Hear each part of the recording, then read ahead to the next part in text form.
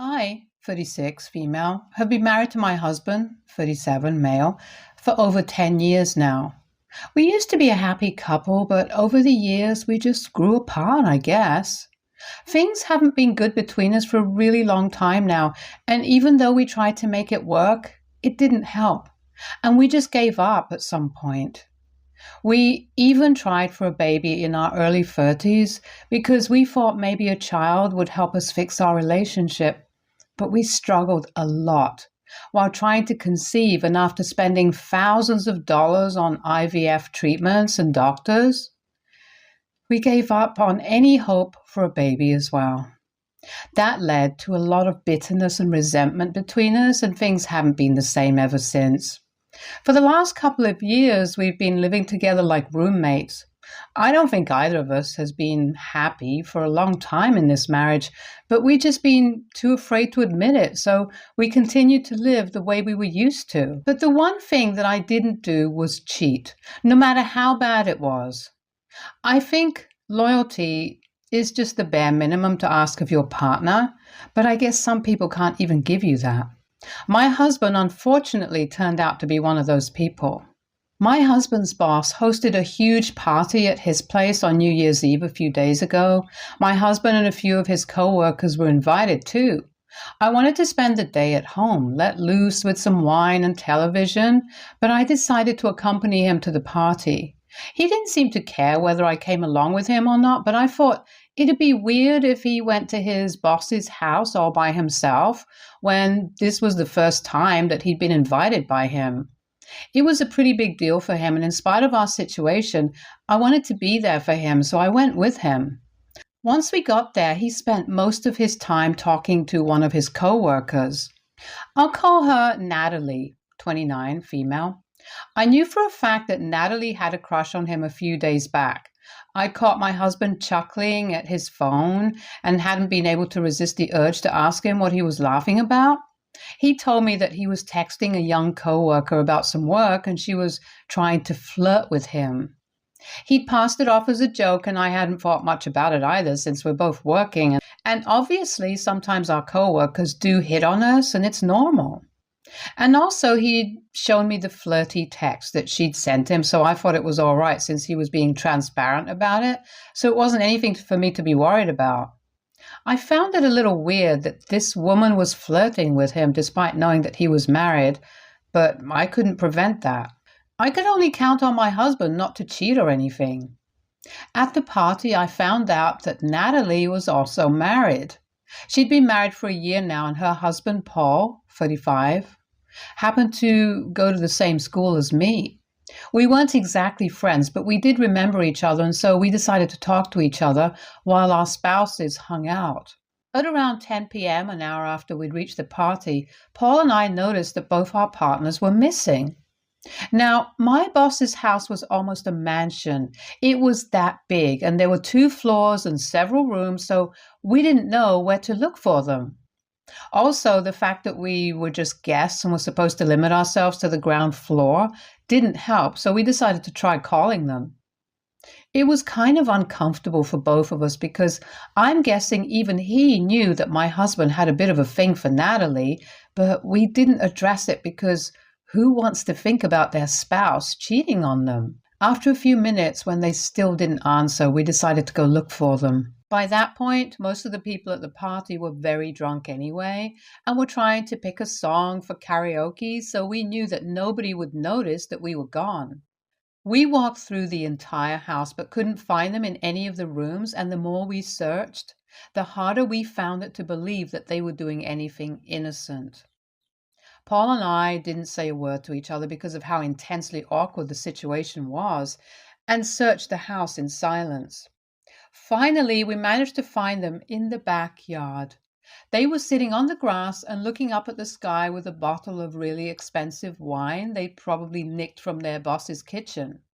Paul and I really truly wanted to believe that things were not what they seemed and they were probably just sitting with each other platonically. But then Natalie turned to my husband and kissed him on the cheek, and that's when any hopes we had were immediately shattered. Thankfully, we didn't make any sound and we were in such a spot that they couldn't see us either. So after a few minutes of just gaping at them with our mouths open in disbelief, I dragged Paul back into the house so that they wouldn't catch us. I didn't know what to do or what to say, but I just knew that I needed to get the hell away from them, or else I might actually go up to my husband and slap him senseless for what he'd just done. I was dumbstruck for a few moments because my husband was actively cheating on me in the backyard of the house that I was in. He didn't care if he got caught, and neither did Natalie. I could tell that Paul was going through the same thing because he looked pretty angry yet disappointed as well.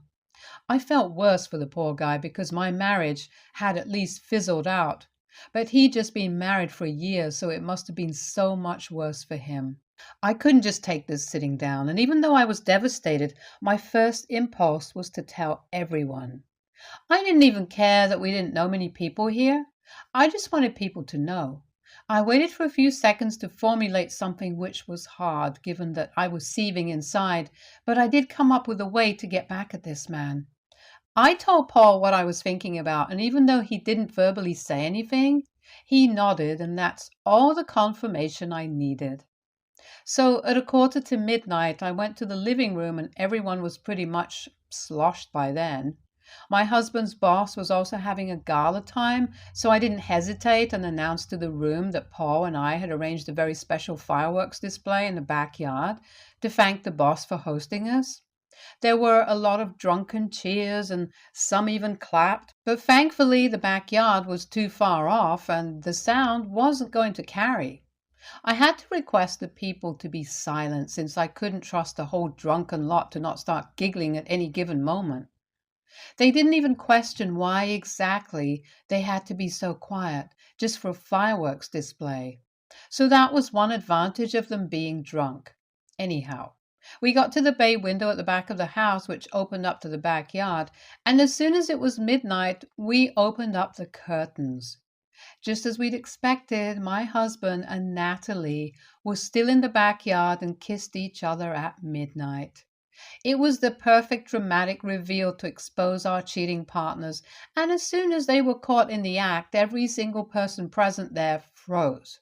Not just my husband and Natalie, but also the drunk guests. His boss was staring at them, looking as scandalized as he humanly could, and so was the HR head, who was also present at the party. My husband and Natalie looked ready to make a run for it, and after a few seconds of stunned silence, they did hastily get up and rush to get out of the place somehow. They didn't even wait for me and Paul because obviously they could see that we knew what they'd done. Within minutes, we heard the sound of cars driving away and knew that it was them leaving like cowards. After that incident, people started sobering up. My husband's co-workers especially, and his boss announced awkwardly that the party had to end earlier than expected because of whatever just happened. They didn't say anything to us because what could they even say? That we were in the wrong for exposing our cheating partners? I hardly think anyone had the nerve to even come up to us, since both Paul and I looked really upset, despite having been able to successfully catch them in the act and show everyone at the party how disloyal they were. He and I hugged each other goodbye because something like this pretty much bonds you together for life, and we weren't friends, but we certainly were feeling the same kind of pain, and that was something. We headed back to our houses, and I was dreading what was going to happen. Of course, there'd be a confrontation which would lead to a massive fight, but I just wasn't mentally prepared for it. I knew that this was the end of the road for us and I was going to have to file for divorce soon, but I felt so emotionally drained that I didn't feel like speaking to him or screaming at him for what he'd done to me. I just wanted to get it over with. Luckily, when I came back home, he wasn't there. My husband had probably realized that he was the last person I'd want to see after what happened at the party, and he made himself scarce. I didn't care where he was, so I didn't ask either and went to sleep peacefully. At least I'd been able to get my revenge, or whatever you want to call it, by giving his co-workers a scandal that they'd definitely be talking about for a year, so I counted that as a win for myself. The next morning, I woke up when my phone started ringing and realized that it was my husband calling. I answered it just out of curiosity, and he put me on blast. He said that both of us were well aware that our marriage was dead, so him looking for love outside of marriage shouldn't have been a big deal at all, so he didn't know why exactly I was so worked up. That was problematic in itself because despite the state of our marriage, I'd never even thought about cheating. He could have just ended things with me and then taken off with whoever he wanted to, and I wouldn't have thought anything of it because it wouldn't have been so wrong. But if I could stay loyal to him despite our loveless marriage, then so could he. What he'd done was unforgivable. You can't have your cake and eat it too. But then he brought up the fact that instead of just confronting him about this later on in person like a normal human being, I went psycho and got his coworkers and even his boss involved. Now he's blaming me for whatever trouble he's about to get into at work since a lot of his boss's business associates were also present at the party. And while this won't directly affect the company, it sure will lead to a lot of gossip and scandal, which isn't good for anyone. He's already received an email summoning him to a meeting with the HR head and his boss, of course, and he thinks I'm the one at fault for this. It's been 2 days and he's not yet gone back to work since it's the weekend, and he took a day off on the 1st, so I don't know what's going to happen. It's bound to have really bad consequences. That I'm sure of. But I don't know how that's my fault.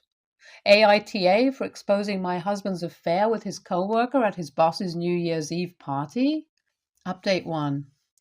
It's been 2 weeks since New Year's, and my husband has been constantly blaming me for everything that has happened to him after the party. He got fired, obviously. I don't know the exact details, but I don't think anyone was surprised by it, and so was his coworker, Natalie. I've already filed for divorce, and he was served with the papers a few hours ago. We're due to appear in court in the next couple of days, and he's trying as hard as he can to persuade me to stop the proceedings. He hasn't come back home since the party, and I think he's living with his brother since that is what he told me, but I don't think he can be trusted anymore. He might have shacked up with Natalie for all I know. I don't know why exactly he thinks he can convince me to stay after what happened because it was a horrible experience for me, and I deserve to be with someone better who values me and puts in an effort to be worthy of me. Our marriage has been over for a while now, and we're both aware of it. My husband thinks that we should just continue to stay together and have an open marriage since a divorce will just lead to unnecessary complications.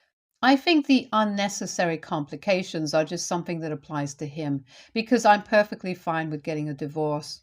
He's always been bad with money, which is why we've kept our finances separate. And as a working woman myself, I'm sure that given the way he spends his money, he doesn't have a lot saved up and is only so desperate to avoid the divorce because of the whole financial aspect. Even more so now that he's out of a job as well. If an open marriage is what he really wanted, then he should have said that before he went ahead and cheated on me with his coworker. The marriage had already been opened up from his end, and he'd kept me in the dark about it. That's the truth, and now he's trying to save face. Well, that's not happening. Another reason that I'm guessing he's so hell-bent on staying with me, despite not having any love or respect for me, is the fact that he's scared of losing out on money and assets during the divorce, because I'll definitely be taking back whatever I brought to his life. Most importantly, he'll lose the house if I decide to go through with the divorce, since it had been a wedding gift from my parents, and without a job right now, there's nothing he can do except live with his younger brother, who's just pathetic for a man in his late 30s. It's too bad for him, though, because none of this would have been happening if he just asked for a clean break from me instead of going behind my back. He's been texting me nonstop after he received the notice, and is trying to manipulate me into staying by, reminding me of all the good years that we spent together, and that this will just be a huge waste of both our time and energy, so we should just stick it out, as we have so far, and as if I'll be willing to go back to being trapped in a loveless marriage once more. It's funny how this behavior changed all of a sudden after he received the divorce papers, though, because before this, he'd just been blaming me outright for being so dramatic and exposing his affair to his boss and coworkers, and accusing me of being the reason he got fired. But now he's done a complete 180 and is being extremely level-headed and polite, asking me to rethink my decision for my own sake. I guess the fear of not having a roof over his head is enough to make him turn over a new leaf, because his brother will probably not let him live there for long without rent. Anyway, that's not my problem now, and I'm glad to be rid of him. Update 2. I just heard from Paul, and he's filed for a divorce from Natalie as well. He also told me that Natalie and my husband have apparently moved in together. One of Paul's and Natalie's mutual friends told him that they've moved into Natalie's parents' house, which is just such a strange living arrangement, but it's their choice, I guess. Natalie is supposedly head over heels in love with my husband and is ready to give up on Paul so that she can be with him. So she's not contesting the divorce either, and has very confidently bragged about how my husband is going to marry her as soon as their respective divorces come through. I was really shocked when I learned about this particular piece of information, because just a few minutes before my phone call with Paul, I'd received yet another text from my husband begging me to reconsider the divorce and stay with him just to avoid the divorce because it's so unnecessary. And if I'm not wrong, the law doesn't permit him to remain married to me while getting married to Natalie, so I'm pretty sure that he's lying to that idiotic woman just so that he has a place to live in for now. His miser of a brother probably refused to take him in, and that's why he's trying to play both me and his girlfriend like a fiddle. Well, too bad. Natalie might be a fool who's too naive to see him for what he truly is, but I'm not. I filled Paul in about what my husband has been telling me, and he agrees with my theory, and I'm not going to let him get away with this. I've asked for Natalie's phone number and address from Paul, and she'll definitely be learning about what her lovely future husband has been planning behind her back. Update 3. It's been a day since the last update, and this evening I visited my dear friend Natalie's house. Her parents' house, technically, but whatever. I made sure that I went at a time that I knew my husband wouldn't be there, and I know that every single day my husband goes out for a walk at 6 in the evening without fail. He'd do that while we were on vacation as well, without fail. So I knew that he'd be out at 6, and I was right. Natalie wasn't happy to see me at all. No surprise there. And even told me that my husband wasn't home and she didn't want to speak to me at all, so I could save my breath and just turn back around. But then I told her that it'd be her loss if she didn't hear me out. That seemed to interest her, and she invited me in, still looking mad, but I didn't care about that. Once I was inside, I wasted no time in telling her all about what my husband had been doing behind her back, and even showed her all the texts that he'd been sending me trying to make me stay with him. She was pretty heartbroken, and even refused to believe that I was telling her the truth for the first few seconds, and I did feel sort of sorry for the poor woman, because unlike my husband, she seemed to actually have genuine feelings for him. She started sobbing as soon as she realized that the messages weren't fake, and it was hard to watch. I didn't relish the experience as much as I'd thought I would, but at least I did my part and let her know the truth. My husband is an incredibly selfish man who cannot think about anyone except himself, and it was important for her to know that. She was sobbing so loudly that even her parents had to come to the room to console her, and I had to explain to them the reason why it was pretty awkward, because obviously this isn't the kind of conversation you want to have with someone's parents, no matter what they've done to you. As soon as I finished, Natalie's dad got up and he looked like he was going to punch my husband when he saw him. He told Natalie politely but firmly that he'd be kicking my husband out of the house as soon as he came back from his walk. He'd never liked the guy apparently, and could tell from the very first second that there was something off about him. He'd forgiven Natalie for cheating on Paul, but he wasn't going to tolerate this, and I think that was a good move as a father. He thanked me for being honest, even though I had no reason to, and could have just said nothing and watched the drama unfold. After that, I left, and even though I feel a little bad for Natalie, I can't wait to find out what's going to happen to my husband. I still can't believe that he'd really thought he could play me and his girlfriend just to get what he wanted. It's pretty dangerous to be a stupid, selfish a-hole, and still believe that you're a genius. My husband's living proof of that. Update 4. Hey guys, I think it's been almost 2 weeks since I visited Natalie and told her all about my husband's two-timing, and well, Natalie's father had the good sense to kick my husband out the very same day that I dropped by and filled him in on what he was up to. So he's basically kind of homeless right now and has been relying on his friends to let him sleep on their couches. I know this because he sent me a long rant about how I'd ruined his life and that he hopes I can live with myself now after effectively turning his life into something straight out of his worst nightmares. I checked, and as it turns out, I'm totally fine with this. He has no job, no house, and worst of all, no girlfriend or wife to bail him out either. He's also going through a divorce, but I don't even know how he's going to be able to afford a decent lawyer for himself now that he's out of options, so I'm guessing I have the settlement in the bag right now. My friends and family are really happy that I did what I did because honestly, this was all a long time coming. I regret the fact that I didn't do this earlier and leave him the first time I felt like I was losing feelings for him. I don't have any regrets about anything at all. I gave this marriage my all until I just couldn't, and I'm at peace with everything now. He's the one who cheated, and he's the one who's lost everything now, so that's just karma. I'm just going to live for myself now and do what I want. Life's going to be good for me now. I'll make sure of it. Stay tuned for more stories from our girl relationships.